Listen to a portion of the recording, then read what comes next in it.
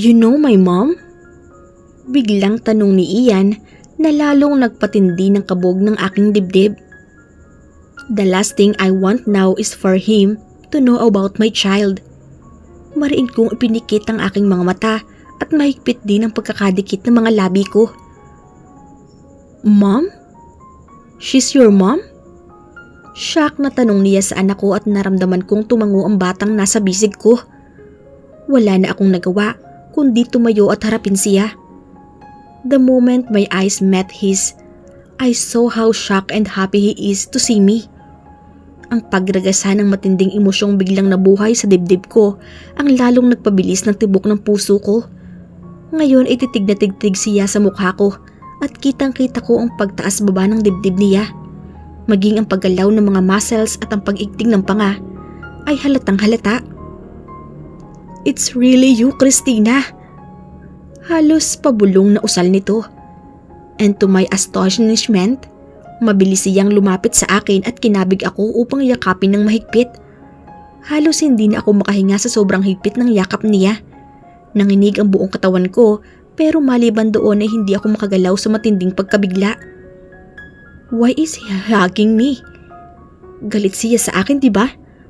Bakit biglang naramdaman ko ang pag-init ng mga mata ko at paglambot ng mga tuhod ko? Ang init ng katawan niyang nakadikit sa akin ay tila apoy na tumutupok sa anumang katinuang mayroon ako ngayon. Hey, you bad! Let go of my mommy! Para akong natauhan nang biglang sumigaw ang anak ko at pagsusuntukin ng hita at tagiliran ni Charlie. Ngunit namangha ako dahil imbes na magalit ay natawa lamang ito sa inasal ng aking anak. Napaawang ang mga labi ko nang makita ang pagkagiliw na tinging ipinupukol niya kay Ian. Ian, stop that my dear. Masuyong saway ko sa kanya. Napalunok ako dahil sa mainit na ngiting iginawad niya sa aking anak. Namatalim ang tingin sa kanya. Pinamay-awangan pa siya ng aking anak. Nang matalim ang tingin sa kanya. Pinamaywangan pa nga siya ng anak ko bago masungit na nagsalita. Why is he embracing you? He's a stranger. Inosenteng usisan ng anak ko nang tingalain ako. Bumuka ang bibig ko para magsalita pero naunahan ako ni Charlie. No, I'm not actually. Christina, Ian, are you both okay? Naputol lang ano pa mang sasabihin niya nang dumating si Alexander. Mabilis akong lumayo mula sa kanya. Bagay na labis niyang pinagtakhan at nakita ko ang pagbalatay ng sakit sa mukha niya sa ginawa ko. Kasunod ni Alexander si Mrs. Santos na halatang nagulat nang makita kami rito. Isang hilaw ng ngiti ang pinakawalan ko upang hindi mahalata ang pagreregodon ng puso ko. Uncle Alexander! Mabilis na tawag ng anak ko sa kanya. Are you okay, buddy? Nag-aalalang tanong nito kay Ian at binuhat pa nito ang bata. Kitang-kita ko ang pagdilim ng mukha ni Charlie at pagtalim ng bagang niya sa ginawa ni Alexander. Alam na kaya niyang anak namin si Ian? Well, hindi naman mahirap mahalata dahil magkamukha sila. Congressman Marconi, I mean Alexander, it's a great pleasure to meet you here. I thought you are busy with the governor's night. Nagtatakang tanong ni Mrs. Santos na hanggang ngayon ay nalilito pa rin kung bakit kami nandito. Lumingon pa siya sa akin at ngumiti bago muling bumaling kay Alexander. It's an emergency, tita. Tumawag kasi ang kaibigan ni Christina at sinabing nawawala daw si Ian. Kaya pumunta kami agad dito. Magalang na paliwanag ni Alexander.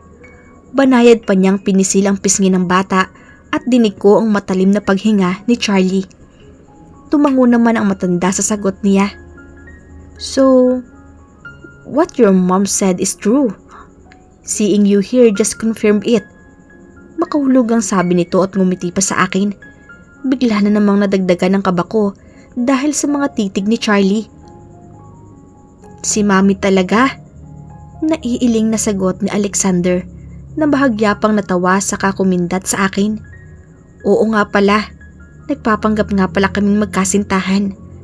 Alam kong lalong nagagalit ang lalaking nasa gilid ko ngayon dahil kahit nasa gilid ko siya, ikita ko ang pagkuyom ng kamao niya. Binahatuloy ng kaba ang dibdib ko. "Mommy, let's go. I'm tired." Daing ni Ian, kaya napalingon ako sa kanya at tumango. Iginiyan ni rin ni Alexander ang ulo ng bata para ihiga sa balikat niya. "Charlie, bakit ka nga pala nandito?" Baling naman ni Mrs. Santos nang mapansin si Charlie. Napalunok ako dahil ramdam ko ang mariing mga titig nito sa akin. Mula pa kanina ay ramdam ko na ang mga pantitig niya. Kahit bahagyan niyang nililingon ang anak ko. "I saw this child earlier, tita. Pero ayaw niya akong kausapin. Kaya sinamahan ko na lamang siya hanggang mahanap niya ang mami niya." Sagot niya at binigyan pa ng diin ang salitang mami. Saka tumingin sa akin, kaya bigla na naman akong naasiwa. "Oh, nga pala Christina, ito si Charlie. Bayaw siya ng pamangkin kong si Hunter. Charlie, this is Christina." Pakilala ni Mrs. Santos sa amin pero ngumisi lamang si Charlie. Ako naman ay muntik ng masamid. "Of course, I know her. She's my Mrs. Santos. Pasensya na po kayo kung medyo nakagulo kami sa party nyo. Aalis na po kasi kami. Gabi na rin at kailangan naman ng batang makapagpahinga." Putol ko sa sasabihin ni Charlie. Ayokong mabandera sa harap ng ibang tao ang personal kong buhay at ang nakaraan ko. Hindi ko nga lang namalayan na sa ginawa ko ay lalong dumilim ang aura ni Charlie.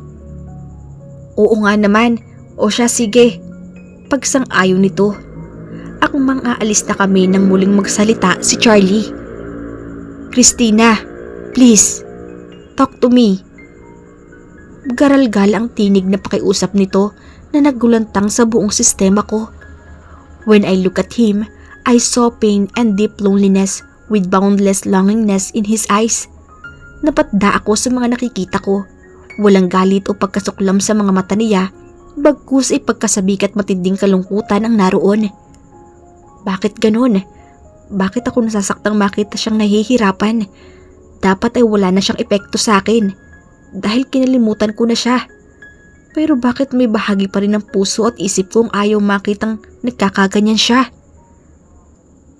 "Do you know my girlfriend?"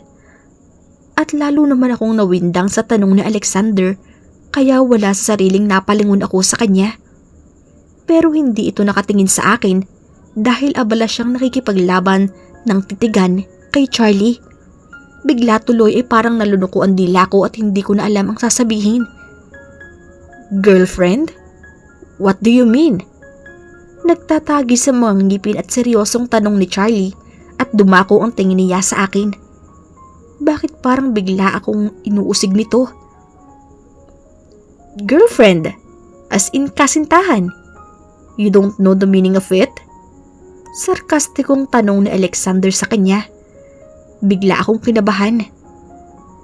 "Naku, Alexander, huwag mong i-provoke iyang lalaking iyan kung ayaw mong umuwing duguan."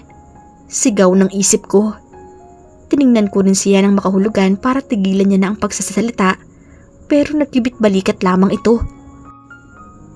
"Is it true?" Masamang masama ang loob na tanong ni Charlie, kaya bigla tuloy akong kinalabutan. Literal na natuliro at mismong si Mrs. Santos ay nagpapalipat-lipat ang tingin sa aming tatlo. Pero mas pinili ko ng tumalikod para tuluyang umalis. Pero napahinto akong muli nang sa isa pang pagkakataon ay pigilin ako ni Charlie. Ngunit talagang nagpahinto sa akin ay ang biglang malakas na pagsasalita ng anak ko. "He got into his knees, ma'am." Napatingin ako sa kanya. Napanganga ako dahil nakaluhod na nga siyang talaga.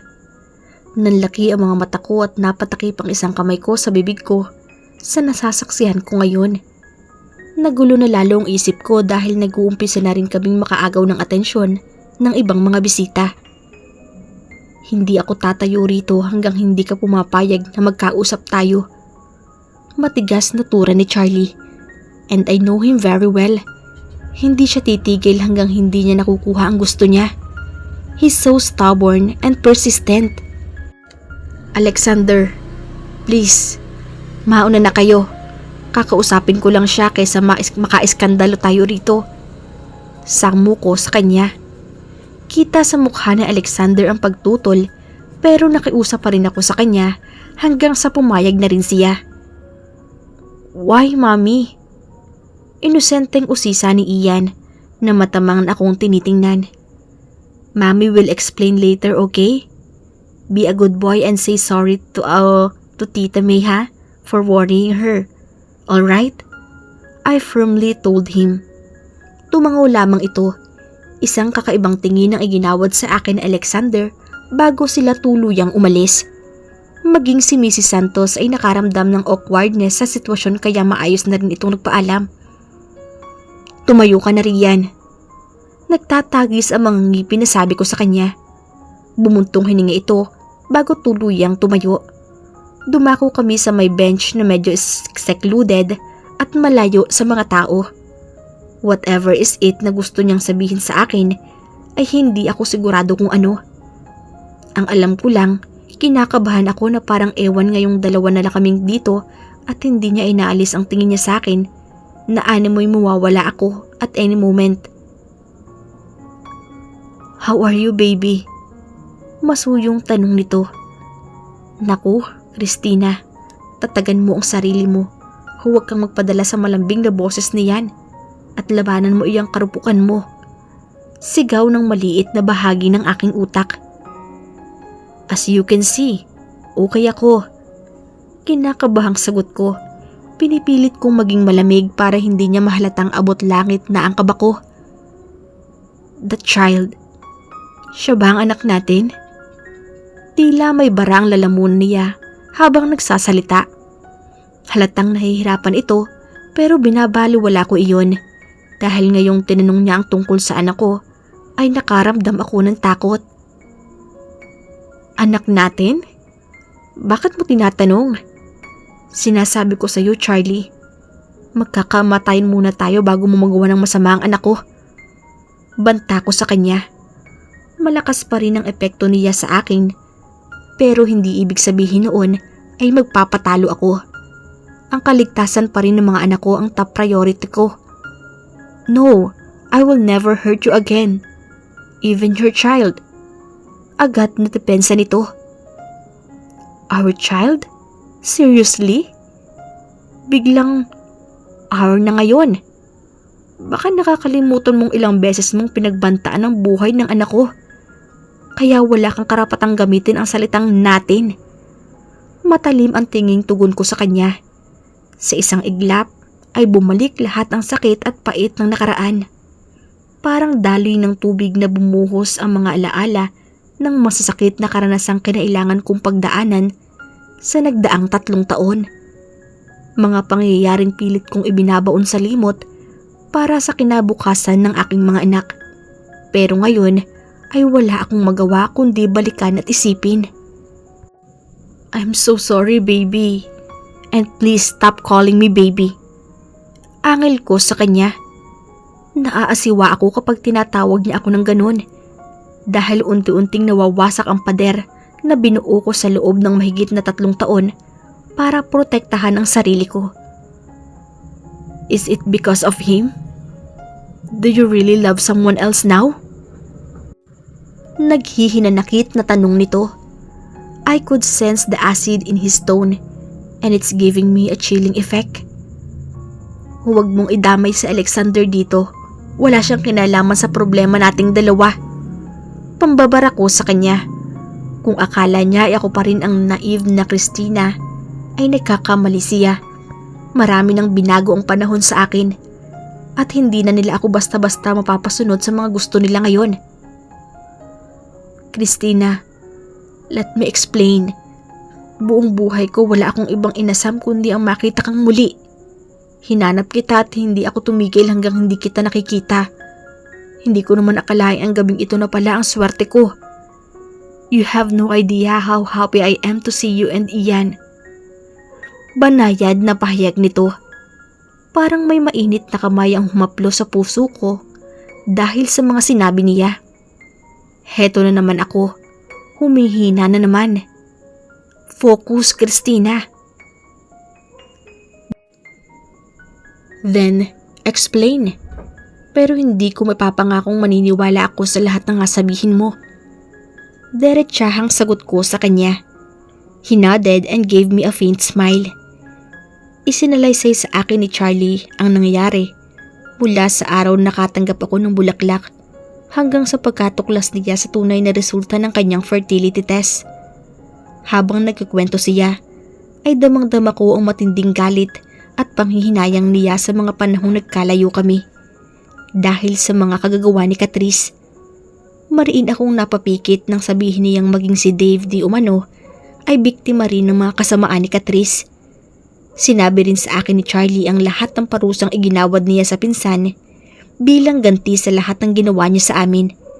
Hanggang ngayon daw ay nakakulong pa rin si Catrice dahil sa iba't ibang kasong isinampa laban sa kanya. Ang kaibigan naman niyang si Mateo ay itinakwil ng pamilya niya pagkatapos itong matanggalan ng lisensya bilang isang doktor. How is Dave right now then? Malamlam ang mga matang usisa ko. Matagal na panahon ding nagalit ako kay Dave dahil buong akala ko ay tinraidor niya talaga ako. Akala ko ay pinagpalit niya ang mahabang panahong pagkakaibigan namin at pumanig sa kasamaan ni Catrice. Pero sa huli ay biktima rin pala siya gaya ko. He's back to his normal self now. Halos 2 taon din siyang comatose dahil sa matinding damage sa nangyaring kaliwang bahagi ng utak niya. I paid for all the expenses because I know it's my fault. Huwag kang mag-alala. We're okay now. Tumutulong din siya sa paghahanap ko sa'yo pero sadyang magaling kang magtago dahil kahit kayamanan at impluwensya namin ay walang nagawa. Nagdaramdam na sambit nito habang nakayuko. I swear, gustong gusto kong haplusin ang ulo niya at pagaanin ang loob niya pero hindi ko magawa. At hindi ko rin alam kung bakit. This night is so heavy and really shocking at the same time. Nakakadurog ng sentido. The next day I woke up with a slight headache. Ito marahil ay dahil sa puyat. Pagkatapos naming makapag-usap ni Charlie kagabi ay iniwan ko na siya. He doesn't want to let me go. Pero nakiusap ako sa kanyang bigyan ako ng sapat na panahon para pag-isipan ang lahat. At kahit nakauwi na kami kagabi, ay hindi naman ako kaagad nakatulog. Pabalik-balik sa isip ko ang malungkot na mukha ni Charlie habang papalayo ako sa kanya. Ang pamumula ng mga mata niya dahil sa pag-iyak at ang ilang beses niyang paglunok para pilit na itago ang sakit na nararamdaman niya. Bumaba ako at sinalubong naman ako kaagad ni May. 8:00 na pala ng umaga. Ito na yata ang pinaka-late na gising ko. Nasaan ang mga bata? Tanong ko. Hay naku, tulog pa. Napagod at na-stress din yata sila kagabi, kaya hinayaan ko muna. Sagot nito.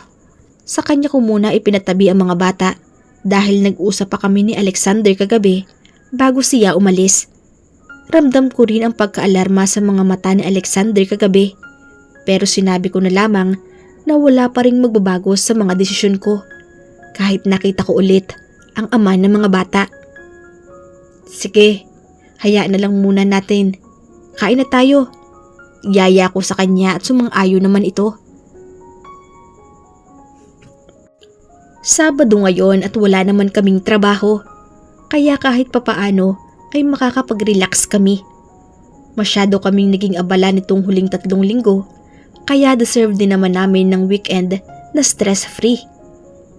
Nga pala, Christina, may nabanggit sa akin si Ian habang hinihintay ka namin kagabi. Nagpahuli ka raw dahil may kakausapin ka? Sino ba yun? Nakatulog na nga yung mga bata sa paghihintay sa'yo. Maging si Alexander ay halatang tense kagabi. Pag-uusisa nito sa akin kaya muntik na akong mabilaukan. Palagay ko ay wala na talaga akong choice kundi ipagtapat sa kanya ang lahat. Ang hirap lang umpisahan. Iyong lalaking nakakita kay Ian kahapon ay walang iba kundi ang daddy niya na si Charlie. Dire-diretsong sagot ko sa kanya. Matagal na kaming magkaibigan ni May, kaya hindi na kailangang magpatumpik-tumpik pa sa aming dalawa. Natutop niya kaagad ang kanyang bibig sa sinabi ko at mabilis na namilog ang mga mata. Kulang na nga lang ay mabitawan niya ang hawak na kubyertos dahil sa gulat. Talaga? Nalalaki ang mga matang bulalas niya. Kanina magkaharap kami pero lumipat siya ng upuan at tumabi sa akin. Yes, at may isang bagay pa akong hindi sinasabi sa inyo ni tita. Nag-aalangang saad ko. Ano naman iyon? Maang na tanong nito. Hindi ako dalagang ina. Sa totoo lang, kasal talaga ako. Pero kailangan ko siyang iwan. Para protektahan ang pinagbubuntis ko noon. Malungkot kong tugon. Nalulungkot pa rin ako sa tuwing maaalala ko iyong araw na umalis ako. Iyong araw na isinuko ko na ang pag-iibigan namin ni Charlie. Bakit naman? Lalong kumunot ang noo niya habang nagtatanong. Pagkatapos ay ipinagtapat ko na ang lahat-lahat sa kanya mula umpisa hanggang sa pag-alis ko sa Tagaytay. Sinabi ko na rin sa kanya ang lahat ng nalaman ko mula kay Charlie kagabi. Ay, grabe. Parang teleserye naman pala ang kwento ng buhay mo, nakakaloka. So, ibig sabihin yan? Hindi mo pa sinasasabi doon sa Charlie na kambal ang anak nyo? Gimbal na dagdag pa nito. Wala nang pagkakataon. Lumalalim na rin kasi ang gabi kaya hindi na kami nakapag-usap pa ng mas matagal. Tipid na paliwanag ko. Tumango-tungo pa ito na tila pinoproseso pa ang lahat ng narinig mula sa akin. Bumuntong hininga ito bago muling tumuon sa akin at nag-aalalang nagtanong. Anong naramdaman mo sa pagkikita niyong muli? Doon ay parang naumid na naman ang dila ko.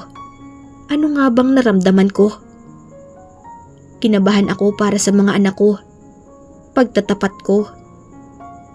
Ano pa? Anong ano pa?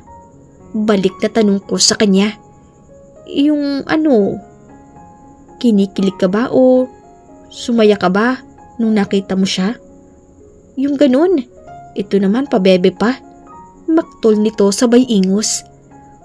Well, parang masaya naman akong makita siyang okay at masaya rin akong nakita niya na ang mga anak niya. Kasi kita ko sa mga mata niya ang pagkasabik na mayakap si Ian. Ramdam ko rin na sincere naman siya sa mga sinasabi niya. Hindi lang talaga ako sigurado kung ano ba ang dapat kong sunod na gawin. Pag-amin ko sa kanya. Paano si Alexander? Seryosong tanong nito. Alam mo naman ang status naming dalawa, diba? Balik tanong ko ulit. Dapat sure ka sa nararamdaman mo. Kasi siguradong isa sa kanila ang masaktan kapag pinili mo ang isa sa kanila. Malungkot na pahayag nito. Nilalaro pa lang niya ang pagkain nasa pinggan niya. Habang ako naman ay napamaang sa sinabi niya. Anong ibig mong sabihin? Bakit ko naman kailangang mamili sa kanila, Aber? Nakataas ang kilay na tanong ko sa kanya. Sa bagay, kasal ka nga pala. So, obviously, iyong Charlie ang pipiliin mo. So, may nanalo na. Pang-aasar nito, kaya umikot ang mga mata ko. Hoy, hindi iyan ang ibig kong sabihin. Ang sa akin, okay naman akong walang lalaki sa buhay ko. Basta, naibibigay ko yung mga needs ng mga anak ko at naalagaan ko sila ng maayos. Agad kong depensa sa kanya. Ay, ibig sabihin, hindi mo naman talaga mahal ang asawa mo? Usisa pa nito. Natigilan ako dahil parang hindi ko agad alam ang dapat isagot. Hay nako, huwag na nga nating pag-usapan iyan at nakukonsumi lang ako. Reklamo ko sa kanya pero umismid lamang ito saka umikot ang mga mata. Paano mo ngayon ipapaliwanag sa mga anak mo na nandito ang tatay nila? Bumalik sa pagkaseryoso ang mukha niya habang ako naman ay nabalisa. Iyan ang isa pang pinag-isipan ko buong magdamag. Kung paano ipapakilala sa kambal ang daddy nila. Hindi ko rin alam. Nanghihinang pag-amin ko. Lalo pa yatang sumakit ang ulo ko. Bihis na bihis ako at excited nang makitang muli ang mag-ina ko. Hindi ako tumigil kagabi hanggang hindi ko nakukuha ang address ni Christina ngayon. Maging ang buong pamilya ko ay na-shock nang malaman nila na nagkita na kami ng asawa ko kagabi. Wow! Ang gwapo natin ngayon ha? Bati ni Ate Clarice nang makababa na ako sa sala. Diningnan ako mula ulo hanggang paa, saka nag-thumbs up. I will visit her today, ate. Okay na ba talaga ang ayos ko? Kinakabahang tanong ko. Isang beses pa niya akong tiningnan mula ulo hanggang paa, kaya lalo pa akong kinabahan. You look great, brother. Sa wakas, ay sabi nito, kaya nakahinga ako ng maluwag. Kung alam ko lang na anak mo na pala yung batang umiiyak kagabi, sana iniyakap ko man lang siya. I'm honestly very happy for you, Charlie. Madamdaming pahayag ni ate na nagbigay ng ibayong pag-asa sa dibdib ko.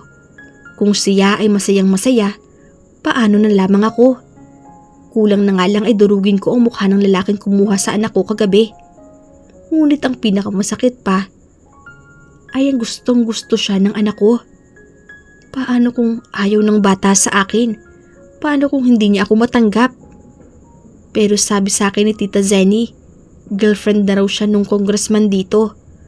Sorry, kasi tumama pa yung hinala ko nung isang araw.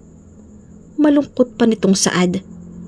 Nababagman ang damdamin ko ng buong pagmamalaking sabihin ng lalaking iyon na kasintahan niya ang asawa ko ay nagpigil ako ng huwag siyang sapakin kagabi. Ayokong sa muling pagkikita namin ni Christina ay gulo pa ang mangyari, kaya tiniis ko ang labis na pagkainis kagabi. I'm still the husband, ate. I won't give her up no matter what. I will fight for her, ate, kahit buhay ko pa ang maging kapalit. Determinadong sagot ko sa kanya. Walang makakaagaw sa akin sa asawa ko. But it's still better to talk to her calmly.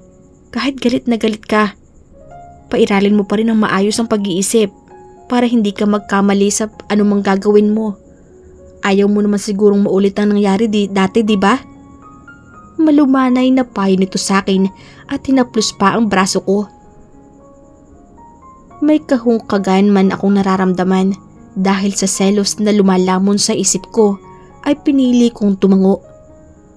Kung kailangan kong magmakaawa sa kanya para tanggapin niya akong muli ay gagawin ko, ate.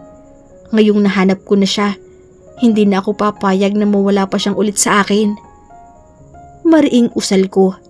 Dahan-dahan naman itong ngumiti. You owed it to me, remember? Kung hindi kita pinilit na sumama rito, eh di sana hanggang ngayon ay tuloy ko pa rin sa paghahanap dyan sa asawa mo. Pagyayabang niya para pagaanin ang loob ko. Napangiti naman ako dahil tama naman siya. You're right, ate. It's all thanks to your kakulitan at pagpapakyut. At least, may silbi rin pala minsan. Natatawang biro ko sa kanya. See? Now, you're smiling happily again. Our Charlie is finally back. Komento pa nito bago ako tuluyang iniwan. Napapailing na lamang ako sa sinabi niya. Isang huling sulyap pa sa salamin ay tumulak na ako paalis. Ngayon pa lamang ay lumulukso na ang puso ko sa isiping makikita ko na ulit ang babaeng pinakamamahal ko. Nakaramdam ako ng lungkot nang makita ang bahay na tinitirhanin na Christina ngayon. It is too small for me. How can they live with a tiny space like that? Kung ayaw pa ni Christina na sumama sa akin pabalik, ay sana'y pumayag man lang siyang ibili ko o ipagtayo ko sila ng mansyon dito. I want them to both live comfortably forever. Nakita ko agad si Ian sa bakuran habang nakikipaglaro ng bola sa alagang aso. Bakit parang mas matangkad siya ngayon kaysa kagabi? O namamalikmata lamang ako dahil madilim? Whatever is the case, I'm so happy to finally see him again. Hindi ko maiwasang maging emosyonal habang pinapanood siyang tumatakbo at masayang humahalakhak. I almost killed this lovable baby before. Ngayon ko lang din napansin na magkamukha pala kami. He got my eyes. Napalingon ito sa gate at nakita ako. Dumagundong ang dibdib ko dahil kunot noong tumitig ito sa akin. Pero bakit ganun? Parang hindi niya ako natatandaan. Dahil siguro madalim kagabi at nakalimutan niya ang itsura ko. Ngumiti ako sa kanya pero hindi nagbago ang ekspresyon sa mukha niya. He looks fiercer today than last night. Akala mo hindi umaatungal kagabi. Napangiti ako nang maalala ang mga cute na hikbi niya last night. Hey, Ian. Don't you remember me? Masiglang bati ko sa kanya. Medyo nilakasan ko ang boses ko dahil malayo siya sa akin. Kumunot pa lalo ang noon nito na tila nagtataka sa mga sinasabi ko. What do you want? Formal na tanong nito. Batay sa itsura niya ngayon ay talagang hindi ako nakikilala. But's that impossible? Because we were together for some few good minutes before his mom arrived at the scene. I was with you last night, remember? Marahang paliwanag ko, pero umiling ito. Ni hindi man lang tumitinag sa kinatatayuan kahit panay ang pangaharot ng aso sa mga binti niya. Henry? Mom is calling you. Napalingon si Ian sa batang biglang lumabas ng bahay para tawagin siya. Pero iba ang pangalang itinawag nito sa kanya. Mas maliit lamang ng konti kaysa sa kanya.